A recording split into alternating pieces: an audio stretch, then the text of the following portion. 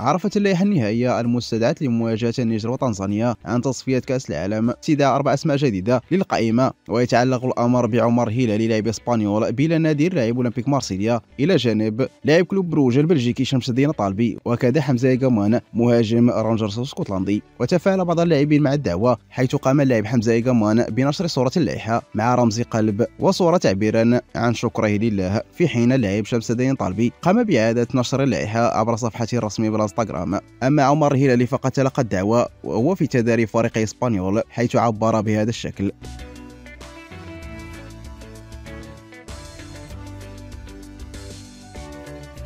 اوه افتياح.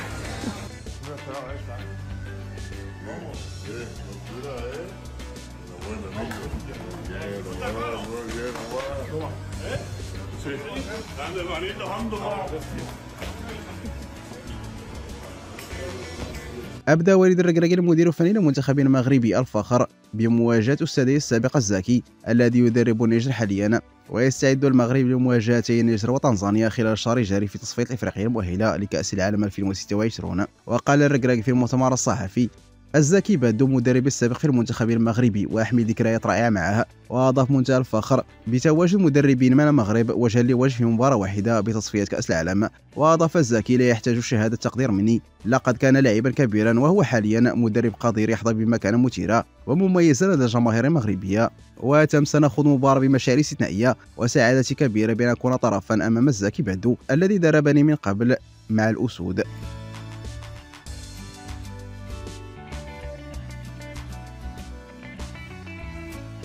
اقتحمت 3 أندية أوروبية عملاقة سباق التعاقد مع أيوب بوعدي، لاعب خط وسط الفرنسي البالغ من العمر 17 سنة، والذي يوصف بكونه واحدا من أبرز المواهب الكروية في الملاعب العالمية خلال الوقت الراهن. وفقا لتقرير خاص ورد في موقع ترانسفير ماركت، دخل أرسنال وليفربول الإنجليزيان في سباق ناري من أجل الظفر بالموهبة الشابة، وسط اهتمام آخر أظهره باريس سان جيرمان في الحصول على خدمات اللاعب اليافع. ومن المتوقع أن يرحل أيوب بوعدي عن ليل خلال انتقال الصيف المقبل، على الرغم من امتلاك عقد مع الفريق يمتد لغاية 2027. وعلى الرغم من عدم تجاوز اللاعب حاجز 17 سنة، إلا أن قيمة بوعدي تبلغ في الوقت الراهن 25 مليون يورو، بالنظر إلى الأداء المميز خلال منافسة الموسم الجاري عبر مختلف المسابقات.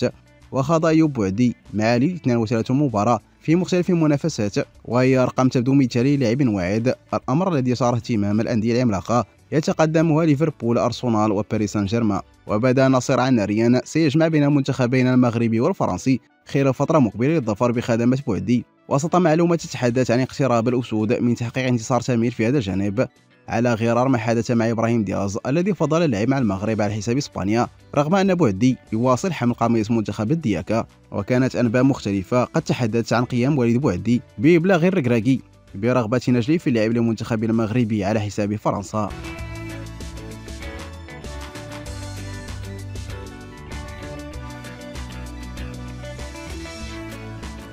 نفى وليد الركراكي مدرب المنتخب المغربي وجود أي مشاكل مع حكيم زياش لاعب الدحيل القطري، مؤكدا أنه سيوجه له الدعوة عندما يستعيد مستواه بشكل جيد. وقال الركراكي: نعم، سافرت إلى قطر لمشاهدة أداء زياش وسيس رفقة الدحيل والسد، وللأسف رومان لم يلعب بسبب إصابة، وحكيم لم يشارك في تلك المباراة إلا في الدقائق الأخيرة. وأضاف: زياش لاعب كبير وأعطى الكثير للمغرب، وهذا اللاعب مهم بالنسبة لنا، لقد بدأ يلعب مع فريقه وأتمنى أن يعود لمستواه لمساعدتنا ويعود لنا.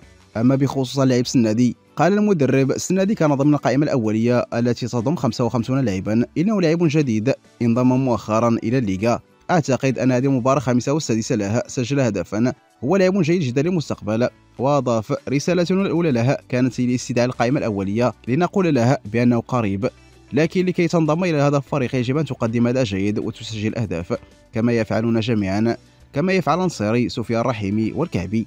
مركز المهاجم مكلف للغاية. إيغامان قدم مستوى جيدة منذ مدة، وجاءت إصابة الكعبي ومنحته الفرصة لكي يأتي معنا ونعطيه الثقة، وهو أيضا عليه أن يسجل أهداف.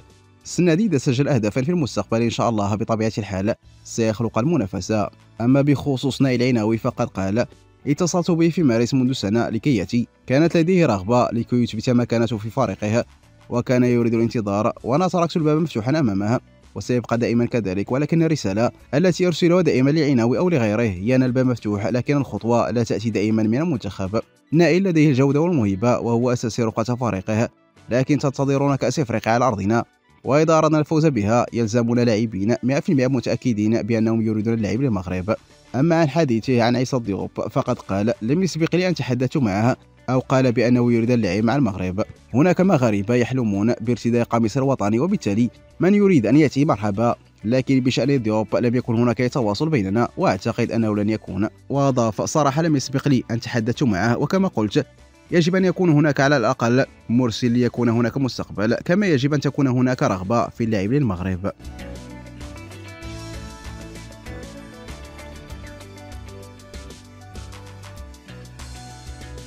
تحدث الإطار الوطني عصام الشرعي عن المساهمة في انتقال اللاعب حمزة قامان إلى نادي رانجرز قادما من الجيش، مشيرا إلى أن المدرب السابق للفريق استشاره بخصوص هذه الصفقة خلال المفاوضات.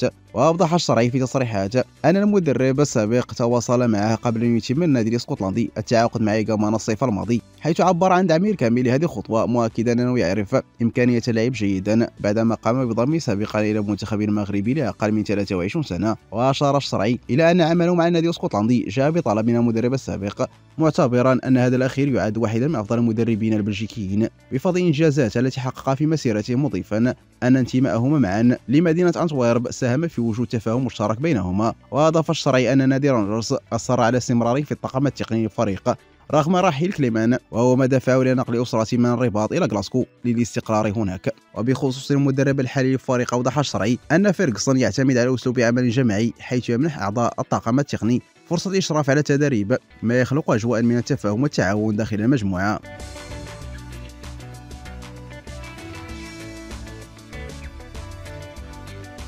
يواصل المغربي عبد الرزاق حمد الله مهاجم الشباب كتابة التاريخ بعدما سجل هاتريك قاد به الفريق للانتصار على عروبة في إطار منافسة الجولة 25 من دوري روشن. ويعد حمد الله أكثر اللاعبين تسجيلا للهاتريك في تاريخ دوري المحترفين بواقع 11 مرة، متفوقا على السوري عمر السومة مهاجم العروبة أقرب ملاحقيه ب8. ونشر الحساب الرسمي للشباب عبر منصة إكس صورة لاحتفال حمد الله والذي ظهر خلالها وكأنه يحاول رؤية شيء ما، ليعلق قائلا: على من تبحث وأنت الأول والوحيد. وبهذا الهاتريك وصل حمد الله إلى 146 هدف في وصفة ترتيب هداف دوري السعودي للمحترفين عبر التاريخ خلف السومة بفارق 4 أهداف.